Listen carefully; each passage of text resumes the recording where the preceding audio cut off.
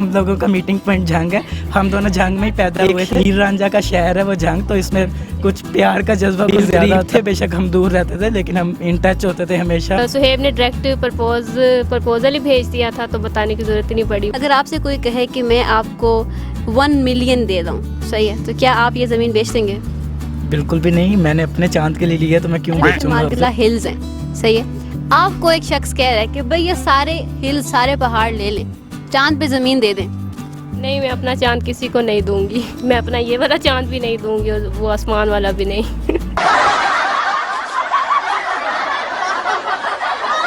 I will request Mufti Munibur Rahman कि एक दफ़ा हमें अपना प्लॉट देखने दें वहाँ पर। मलिक रियाज आपको कहते हैं भाई बहरिया टाउन मुझसे सारा ले लो, मेरी गाड़ियाँ भी ले लो, मेरे घर भी ले लो, बहरिया सारा ले लो, मुझे चांद पर जो आपकी 1 एकड़ ज़मीन है ना, जो आपने $45 मिली है, मुझे वो दे दो, देंगे? नहीं, बिल्कुल गिफ्ट अनमोल होते हैं, तो मुझे नहीं लगता कि ये बहरिया टाउन और इनके ये चीज़ें मायने भी रखती हैं चांद के आगे। मुझे चांद ही चाहिए और मैंने चांद ले लिया अल्हम्दुलिल्लाह। अस्सलामुअलैकुम, मैं हूं सना शकूर और आप देख रहे हैं नया पाकिस्तान। इस वक्त मेरे साथ एक ऐसा पाकिस्तानी कपल मौजूद है जिन्होंने चांद पर ज़मीन ले ली है। वैसे तो लोग बहुत बातें करते हैं कि मैं तुम्हारे लिए चांद तारे तोड़ लाऊंगा, लेकिन सुहेब ने मदीहा के लिए चांद पर ज़मीन ले ली है। आइए हम सुहेब से बात करते हैं कि उन्होंने ऐसा क्यों किया। अस्सलाम वालेकुम, कैसे हैं आप? वालेकुम अस्सलाम, thank you so much for having us in your show.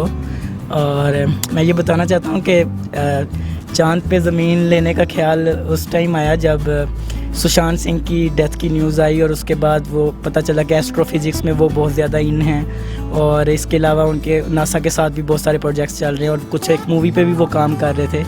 तो उसके इस सारी चीज़ को लेके तो उनकी एक न्यूज़ सामने आई कि उनका चांद पे भी अपनी प्रॉपर्टी है। तो लकीली एक वो जो सोसाइटी थी उन्होंने सुशांत सिंह के लिए अपने ग्रीफ नोट लिखा उसकी सुसाइड कमिट करने के बारे में। तो मैंने वहाँ से उस सोसाइटी को अप्रोच किया और क्योंकि मैंने भी चांद तारे तोड़ कर लाने के वादे किए थे इनसे, तो मुझे ख्याल है कि यही टाइम है सही कि अपने वादे पूरे कर लिए जाएं। तो इसलिए मैंने उस सोसाइटी से उस वेबसाइट से मैंने कांटेक्ट किया। तो वहाँ से मैंने लैंड्स चेक की। पहले मैं बहुत कॉन्शियस था कि बहुत महंगी होंगी, लेकिन वो हर सोसाइटी के हिसाब से उसकी प्राइसेस थी। तो उस पे फिर मैंने सी ऑफ वेपर्स एक सोसाइटी है, उस पे मैंने फिर इनके लिए एक चांद पे प्लॉट बुक करवा दिया और कुछ दिन पहले मुझे उसके सारे लीगल डॉक्यूमेंट्स मिले हैं। तो अल्हम्दुलिल्लाह now we have land on moon. अच्छा, वैसे आप मुझे ये बताएं कि इन्होंने वाकई आपसे ये वादे किए थे कि मैं भी तुम्हारे लिए चांद तारे तोड़ के लाऊंगा?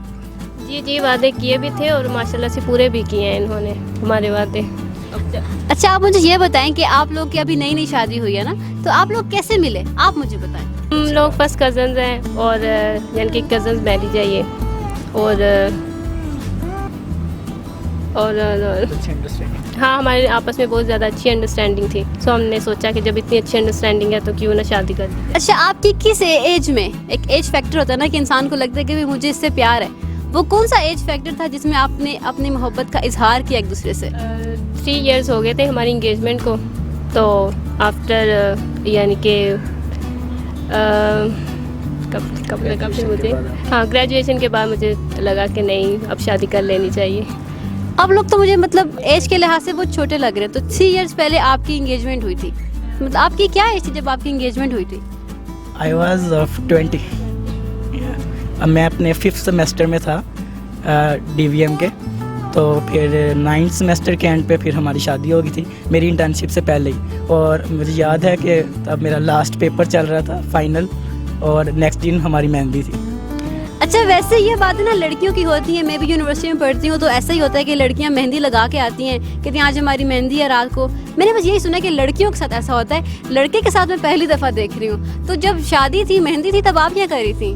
मैं एमफिल कर रही हूँ, तो मैं एमफिल की यानी थीसिस चल रहे थे मेरे, तो अभी मेरा थीसिस मैंने सबमिट करवाना है। तो मैं भी थीसिस की स्टूडेंट रही हूँ, मुझे पता है कि थीसिस का काम बहुत मुश्किल होता है, रिसर्च वर्क, मतलब एक हेडेक होता है कि यार ख़त्म हो, बस ख़त्म हो।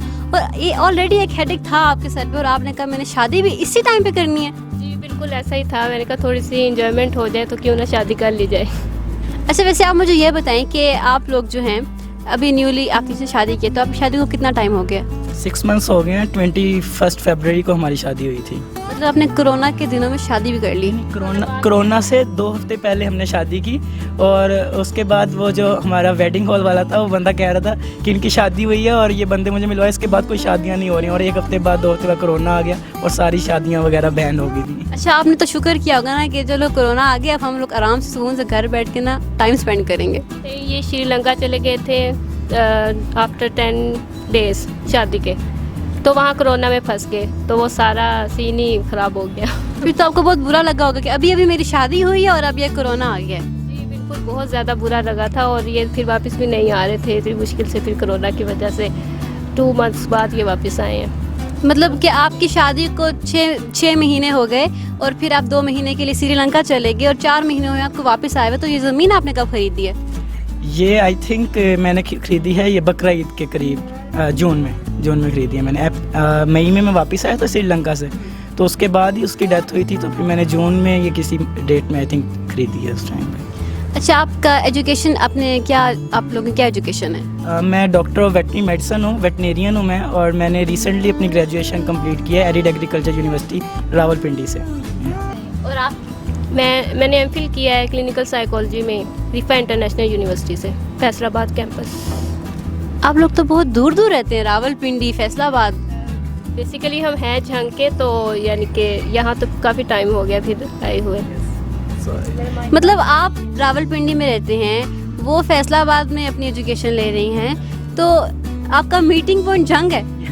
हम लोगों का मीटिंग पॉइंट झंग है, हम दोनों झंग में ही पैदा हुए थे, तो ऐसा है कि एक हीर रांझा का शहर है वो झंग, तो इसमें कुछ प्यार का जज्बा कुछ ज़्यादा होता है। ऐसा है कि बेशक हम लोग अलग अलग रहते थे, लेकिन रावलपिंडी में मैं था और ये फैसलाबाद में एजुकेशन ले रही थी, लेकिन हमारा कॉमन पॉइंट झंग में होता था मीटिंग का। लेकिन ऐसा कह सकते हैं कि दिल करीब थे, बेशक हम दूर रहते थे, लेकिन हम इन टच होते थे हमेशा। हम एंगेजमेंट से बाद भी और पहले तक भी हम लोगों ने टाइम स्पेंड किया है। आपकी कौन सी एज थी जब आपके दिल करीब आ गए?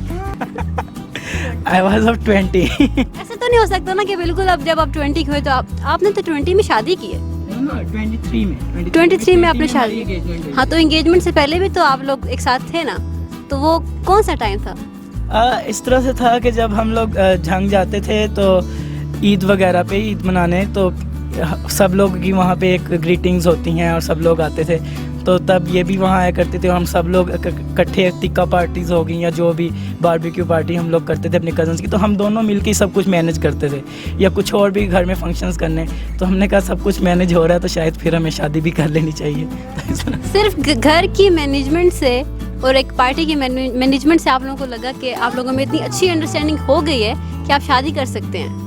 जी बिल्कुल ऐसा ही था, और वैसे भी हम हर चीज़ शेयर करते थे एक दूसरे के साथ, और हमारे प्लान्स भी तकरीबन सेम ही होते थे, इंटरेस्ट भी सेम ही होता था, तो इजी था यानी कि इनसे बात करना।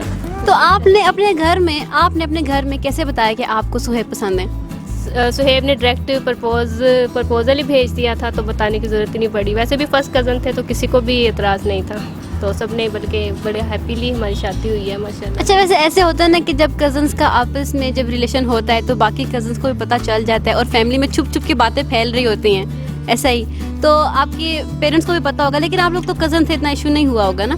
तो आपको जैसे ही आपको लगा कि आपने इनसे शादी करनी है, आपने अपनी मदर को बताया और वो मान गई? अच्छा, वैसे अमूमन तो ये होता है कि मदर्स कहती हैं कि भाई खाला की बेटी से शादी करो या मामू की बेटी से शादी करो, मदर्स फुप्पो की बेटी पे सपोर्ट नहीं करती, ठीक है? तो आपने जब अपनी मदर को बताया कि मुझे मदीहा पसंद है, तो क्या वो मान गई?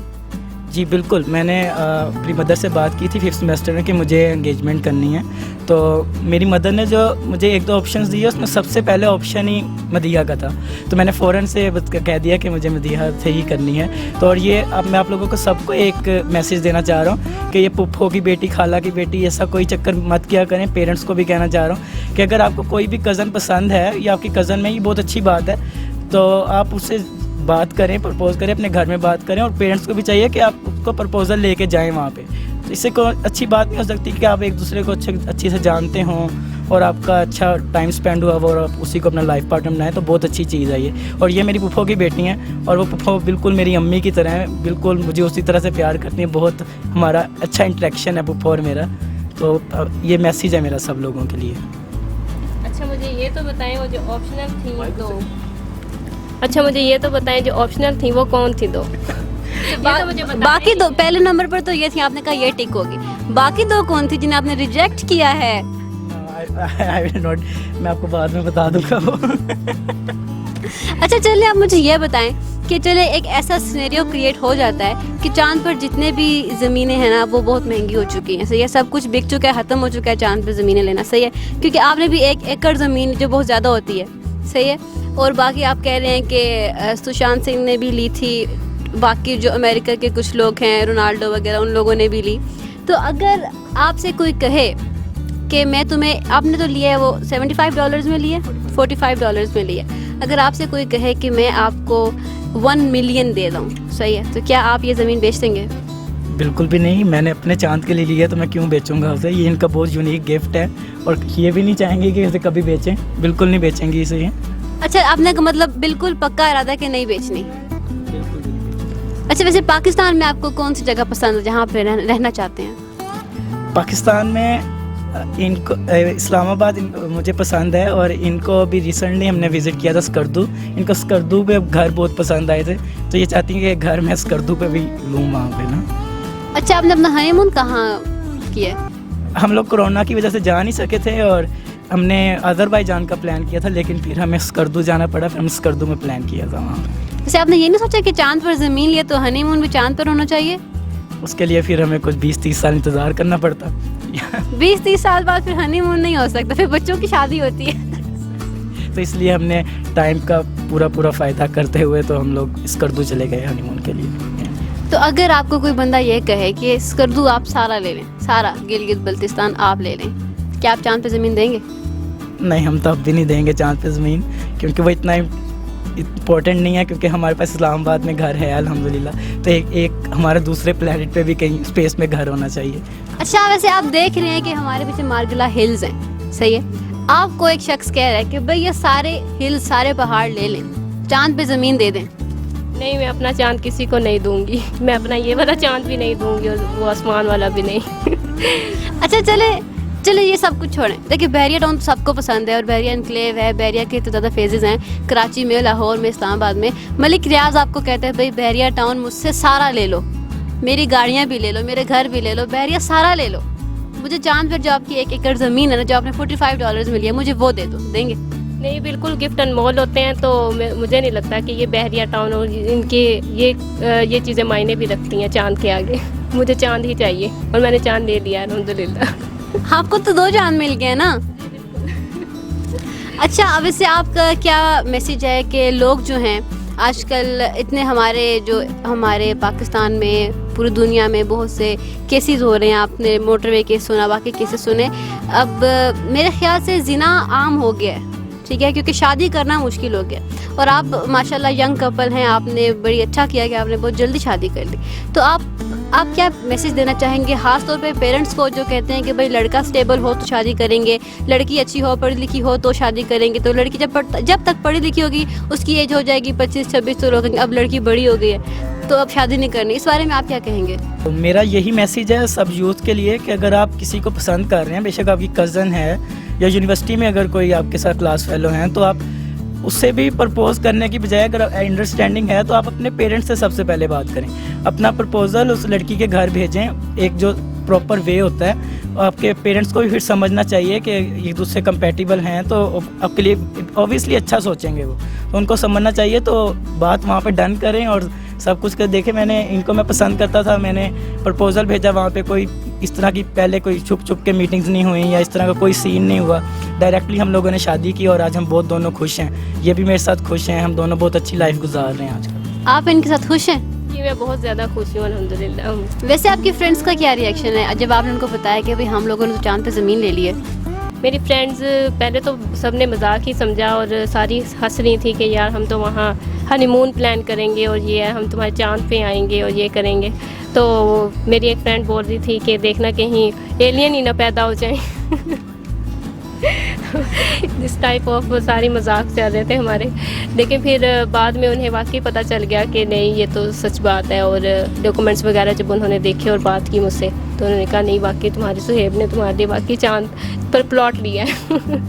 तो अच्छा, वैसे जो आपने चांद पर प्लॉट लिया है उसका कितना एरिया है?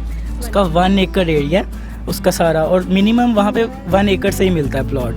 आप 5 एकड़ तक ऑनलाइन बुकिंग कर सकते हैं, ज़्यादा करना हो तो आपको फिर यूएस में कैलिफोर्निया में उनका ऑफिस है वो विज़िट करना पड़ता है, फिर मिलता है। और दूसरा, अगर जैसे ज़मीन पे कोई प्लॉट लेता है तो वो आपको कहता है कि गूगल से आपको दिखा देता है, गूगल मैप से ये मेरा प्लॉट है।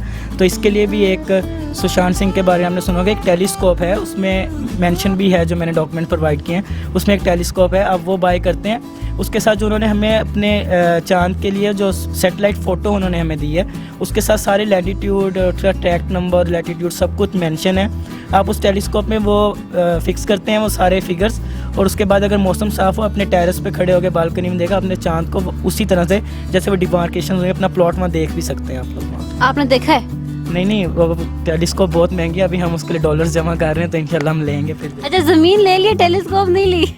यस, वो बहुत महंगी है, अभी हम डॉलर्स जमा कर रहे हैं, इंशाल्लाह फिर लेंगे। पाकिस्तान में तो वो है भी नहीं। I don't think so. I will request Mufti Munibur Rahman कि एक दफ़ा हमें अपना प्लॉट देखने दें वहाँ पे। उनको ईद का चांद नजर नहीं आता, चांद वो रात को 10 के बाद बता रहे होते हैं ईद है, वो आपको अपनी ज़मीन दिखाएंगे। वैसे आपने कभी पिक्चर नहीं देखी अपनी ज़मीन की? जी बिल्कुल, अगर आप चलाएं यहाँ पे 7 पिक्चर, उन्होंने हमें सैटेलाइट फ़ोटो भेजी, उसमें हमारी डिमार्केशन हैं प्लॉट की, वो आप दिखा सकते हैं यहाँ पे, मैंने देखी है। अच्छा, आपने ये नोट किया कि ज़मीन जो है आपकी चांद पे उसका टेक्सचर कौन सा है? लाइक वहाँ पे पत्थर पड़े हुए हैं, वहाँ पे ग्रीनरी है, वहाँ पर ईंटें हैं, लाइक वहाँ पर क्या है? सैटेलाइट फ़ोटो में तो बिल्कुल काले पत्थर, एक अनइवन सी प्लेस है सारी, इस तरह सा कुछ नज़र आ रहा है वो सारा। या अच्छा, तो जब आपने अपने घर, वैसे आपने अपने घर में बताया था कि मैं चांद पर ज़मीन लेने लगा हूँ, या बस लेके बताया? नो, मैंने नहीं बताया था किसी को भी, मैंने ऑर्डर किया था, ऑर्डर प्लेस करने के बाद मैंने इनको बताया, और वो कुछ कोरोना की वजह से वो ऑर्डर डिले हो गया, तो सारे घर वाले मजाक उड़ा रहे थे कि तुम्हारे पैसे खा गई है वो कंपनी और तुम्हें कोई प्लॉट नहीं। सुशांत सिंह का मैं इंटरव्यू पढ़ रही थी तो उसमें उन्होंने लिखा हुआ था कि चांद पर ज़मीन ली है उन्होंने।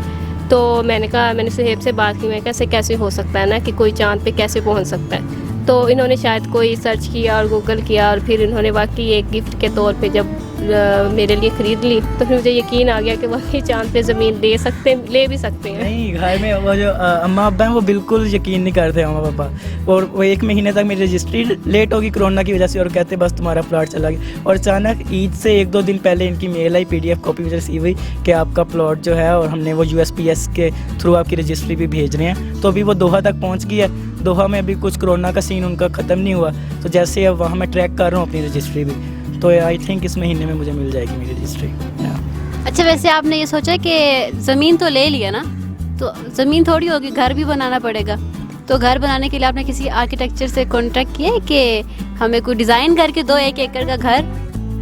वो जब वो भी मटेरियल इंट्रोड्यूस करवाएंगे उसमें लिखा है कि हम लोग पूरे नेचुरल रिसोर्सेज यूज़ करके और उधर के ही तो हम कुछ ना कुछ डिज़ाइन करेंगे। इस टाइम वो करेंगे तो डेफिनेटली कोई ना कोई आर्किटेक्ट उस टाइम आ जाएगा, तो हम उससे ही इंशाल्लाह ये सारा कॉन्ट्रैक्ट देंगे। अच्छा, वैसे चांद पर पानी, हवा, इन चीज़ों का आपने क्या सोचा है? मैंने कुछ नहीं सोचा, ये सारा कुछ सोसाइटी ने सोचा हुआ है, तो हम उसी पे बिलीव कर रहे हैं कि जब कभी 20 साल बाद, 25 साल बाद कुछ ना कुछ हमारे लिए इंतज़ाम करके देंगे। ये तो मैंने एक न्यूज़पेपर में ऐड पढ़ा था कि ज़मीन आप ले लें, बहुत सस्ती है, वहाँ पर दरिया झेलम का पानी है, जब 20 साल बाद पानी हटेगा तो ज़मीन की कीमत बहुत ज़्यादा हो जाएगी। ये वो सीन ना हो जाए आपके साथ? बिल्कुल ये हो सकता है, ये सीन लाइक बिटकॉइन का भी यही सीन हुआ था कि पहले वो सिर्फ कुछ डॉलर्स का होता था और आज वो लाखों डॉलर्स में गया हुआ है, तो कुछ भी हो सकता है, हम कुछ भी प्रेडिक्ट नहीं कर सकते इसके बारे में, टेक्नोलॉजी बहुत आगे जा रही है। So it's a good thing अगर आप ले लेते हैं, इतने कोई पैसे भी नहीं ज़्यादा, 2 दिन मैकडोनल्ड से बंदा खाना ना खाए तो 7,000 रुपये में बंदा प्लॉट खरीद लेता है। नहीं, मैकडोनल्ड्स इतना महंगा तो नहीं है वैसे, लेकिन अगर आपने सोचा कि क्या पता वो आपसे कहें कि आप पाकिस्तानी हैं, आप अपने वासा वालों से कहीं पानी लेकर आएँ?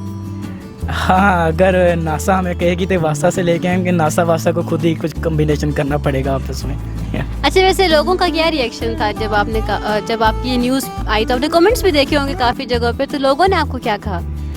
स्टिल कमेंट्स अभी काफ़ी ज़्यादा नेगेटिव भी हैं, बहुत ज़्यादा, और फ़नी भी कुछ हैं, कुछ लोगों ने अप्रिशिएट भी किया है, और लोगों का रिएक्शन लाइक कोई भी ये बिलीव ही नहीं करना चाह रहा था। लेकिन एक्चुअली फिर मैंने कुछ ट्वीट्स वगैरह भी किए और कुछ लोगों पे मैंने रिप्लाई भी किया कि आप थोड़ा रिसर्च करें। तो अब जब वो जो ल्यूनर लैंड रजिस्ट्री की वेबसाइट है, अब जब वो बिज़ी हुई है 1-2 दिन से, मैं चेक कर रहा था, कुछ लोग मुझे कॉल्स कर रहे थे कि हमने अपनी वाइफ को गिफ्ट करना है, हमारी शादी होने वाली है, और कुछ लोग कह रहे थे हमने जहेज़ में, लड़कियां कह रही थी हमने प्लॉट लेके जाना है। तो वो कॉल्स कर रही थी सारी। तो मैंने उनको कुछ को कहा कि आप पेमेंट्स करें, तो वो पेमेंट्स का कुछ वेबसाइट बिजी जा रही थी। तो आई थिंक मुझे लग रहा है कि अब कुछ लोग समझ रहे हैं और उस वेबसाइट पर जाके कुछ खरीद रहे हैं प्लॉट, उनको कुछ समझ आ रही है इस तरह से। तो ये है वो पाकिस्तानी कपल जिन्होंने चांद पर ज़मीन ली है। मेरा आप सबको ये मैसेज है कि आप लोग भी झूठे वादे ना करें कि मैं तुम्हारे लिए चांद से ज़मीन तोड़ लाऊंगा, आसमान तोड़ लाऊंगा। इनकी तरह आप शादी करें, सिंपल शादी करें, और जो अपने छोटे मोटे वादे हैं ना वो पूरे करें।